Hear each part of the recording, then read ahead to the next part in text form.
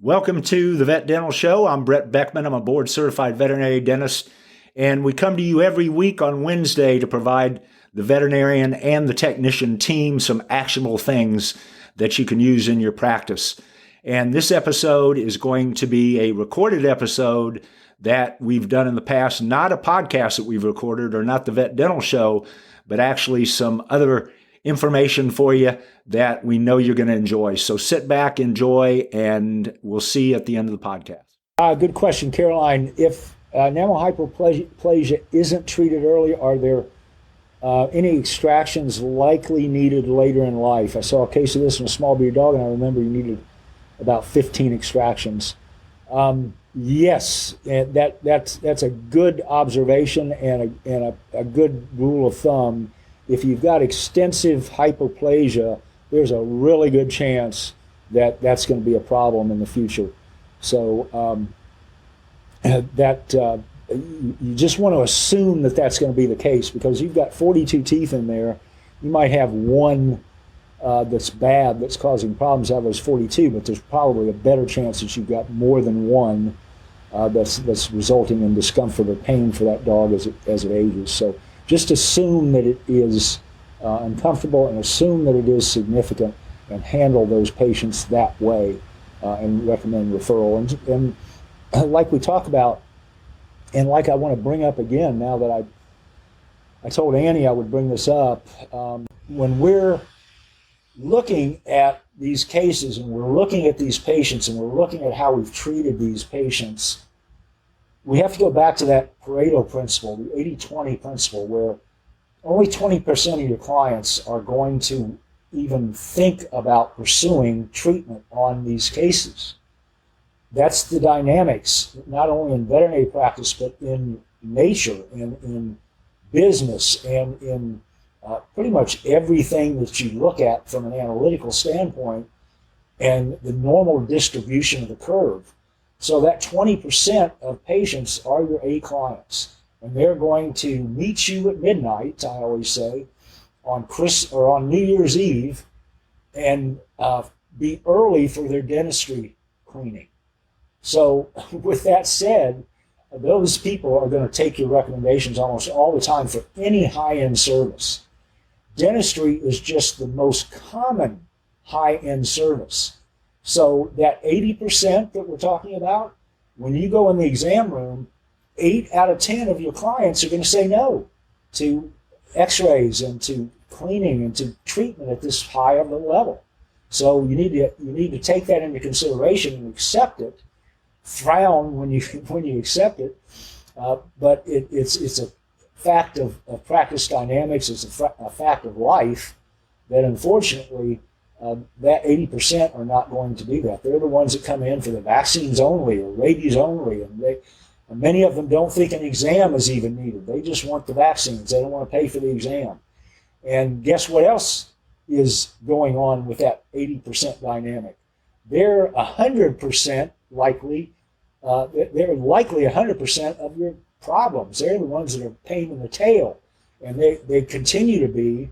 And the ones that we fire, we don't really deal with patients like that anymore. I'm too old to have clients that I don't gel with and don't gel with me. So we don't do this a lot, but I say a lot. I would go out on a limb, and I'm always polar. I'm just not able to keep my opinions in sometimes. But I would say if you're in a practice like that and you've got more clients than you have that you have to deal with like that, you might want to consider letting some other practice have that headache as opposed to you, because it's just not worth sometimes dealing with all that. Yeah, lots of questions regarding pain management. Pain management in general for cysts and the anything that we do where we're invasive and we're involving bone or extracting teeth, we want to consider pain management post-operative for all of those patients. And it's not a bad idea to consider pain management, chronic pain management for patients on a low level, maybe in the form of an NSAID at a low dose for the patients that have the enamel hypoplasia until we can get them treated. I don't think we'd want to have them on life for that, but we certainly could give them some low level until they get treated in some respect with an NSAID. So this is an really important point. A lot of you are veterinarians in this, and I think as veterinarians, we feel, and actually entrepreneurs and practice owners, and that doesn't necessarily mean veterinarians only, but as human beings, we have a tendency to think that only we can do certain things. And I was like that forever, and I took that same approach. I was in emergency and critical care medicine for 13 years and had a 24-hour practice where sometimes I was there by myself with nobody else and have to do place catheters and do everything alone without any help at all. So I kind of grew to feel like I had to do all that stuff, and I was really good at it because I had to do it by myself. But now I don't even think about putting a catheter in. I don't think about giving an injection. I don't do anything because I delegate every single thing that I can delegate. Our induction, our drug doses are figured up with the CRI spreadsheet, and Jennifer does that. Jennifer and Annie are the ones that induce the patients, and sometimes Jody Reed, who's there with me, or my resident Javier will be involved in that process. But I don't do any of that anymore. I delegate all that. And I would suggest that you consider a safe level of delegation for you. I would not delegate anesthesia to your technicians unless you are really sure that they're really up on anesthesia and how to handle anesthesia, and you've had a lot of experience with them doing so. But at the same time, one thing that you can delegate is the client education part of dentistry, which is a huge amount of time. And Annie is a master at client education. She's a master at talking to clients, to getting compliance on the patients that do come in, to getting them on the phone and talking to them on the phone and scheduling the appointments. And if you have an articulate technician that's good with clients, that is also interested in dentistry, that is a lifesaver for you.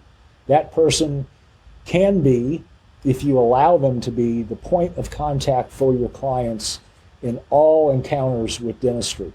When a client comes into your practice, if you utilize this technique, it's not a technique. It's more of a strategy for good compliance and a strategy for good communication with your dentistry clients.